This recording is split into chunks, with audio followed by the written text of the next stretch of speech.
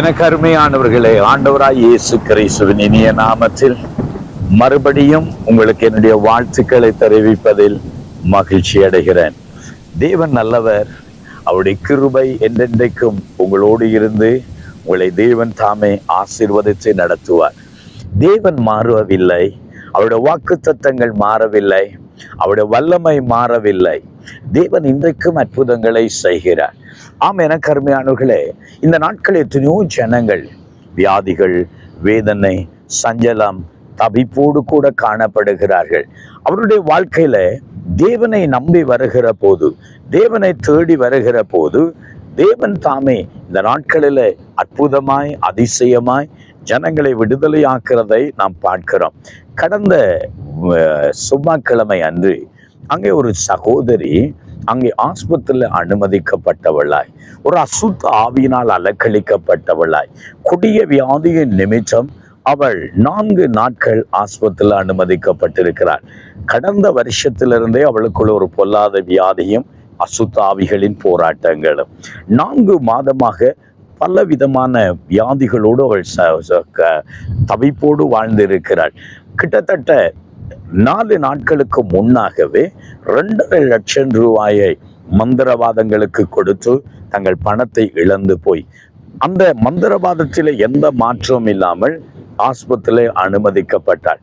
அவளுக்கு 3 மணித்தியாலத்துக்கு ஒரு தடவை மயக்க ஊசியை போட்டு அவளை மயக்க நிலைக்குள்ளேயே வைத்தியர்கள் வைத்திருந்திருக்கிறார்கள். ஆனால் 4 நாட்களும் எந்த மாறுதலும் இல்லை, எந்த மாற்றமும் இல்லை.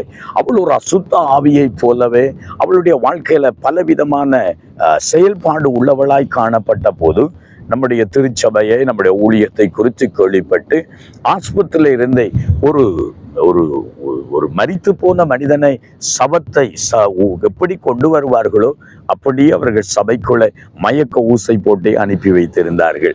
ஆகவே அந்த சகோதரி வந்து ஜெபிக்க தொடங்கின நேரத்திலேயே தேவன் அற்புதமாய் அவளுக்கு சுகம் கொடுத்து, இன்றைக்கு ஆண்டவருக்கு ஸ்தோத்திரம், அவளும் அவளுடைய குடும்பமும் சந்தோஷமா நம்முடைய ஆலயத்துல கிட்டத்தட்ட இன்றைக்கு ஒரு 5 நாட்களாக சந்தோஷமாய் தேவனை அவர்கள் சேவிக்கிறதை நான் பார்க்கிறேன்.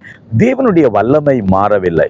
ஒரு வேளையில உங்கள் வாழ்க்கையில கொடிய வியாதிகளின் நிமித்தம், பொல்லாத ஆவிகளின் நிமித்தம், மந்திரவாதங்களின் நிமித்தம் உங்கள் வாழ்க்கையில பாதிக்கப்பட்டவர்களாய், கைவிடப்பட்டவர்களாய், வீட்டில் இருக்க நிம்மதி இல்லாதவர்களாய், செய்வது என்னதென்று தெரியாதவர்களாய் தடுமாறி கொண்டிருப்பீர்களாய் இருந்தால், இயேசு இன்றைக்கும் அற்புதங்களை செய்கிறார்.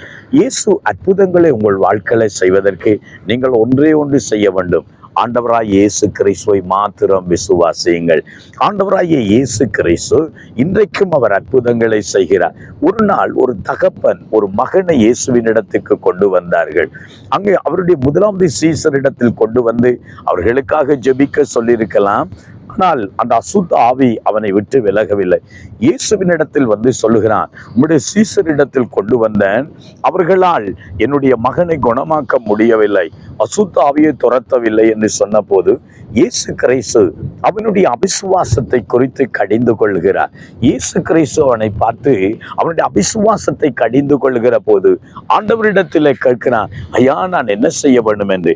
பாருங்கள், மார்க்குவின் புஸ்தகம் அங்கே 9வது அதிகாரம் 23வது வசனத்தில் இயேசு அவனை நோக்கி, நீ விசுவாசிக்க கூடுமானால் ஆகும், விசுவாசிக்கிறவனுக்கு எல்லாம் கூடும் என்று சொன்னான். ஆம், அந்த நேரத்திலேயே அந்த தகப்பன் முழங்கால் படியிட்டு, ஆண்டவரே, என்னுடைய அபிசுவாசத்தை மன்னியும் என்று சொல்லி ஆண்டவரிடத்தில் மன்னிப்பு கேட்டான். முதலாவது அவனுடைய மகனுக்காகத்தான் ஜெபிக்க வந்தான். அவனுடைய மகன் குணமடைய வேண்டும் என்று தான் எதிர்பார்த்தான். ஆனால் இயேசு முதலாவது எதை எதிர்பார்த்தார் தெரியுமா? தகப்பன் விசுவாசிக்க வேண்டும். தகப்பனுடைய விசுவாசத்தை தேவன் எதிர்பார்த்தார். முதலாவது அவன் மனம் திரும்பினார். அவன் முதலாவது தன்னுடைய அவிசுவாசத்தை விட்டு திரும்பினார். அப்பொழுது அவனுடைய மகன் குணமடைந்தார். சில நேரத்தில் சிறு பிள்ளைகளாய் இருக்கிறவர்களுக்கு அவர்களுக்கு விசுவாசிப்பது எப்படி என்று தெரியாது, தேவனை தேடுவது எப்படி என்று தெரியாது, தேவனை நோக்கி ஜெபிப்பது எப்படி என்று தெரியாது.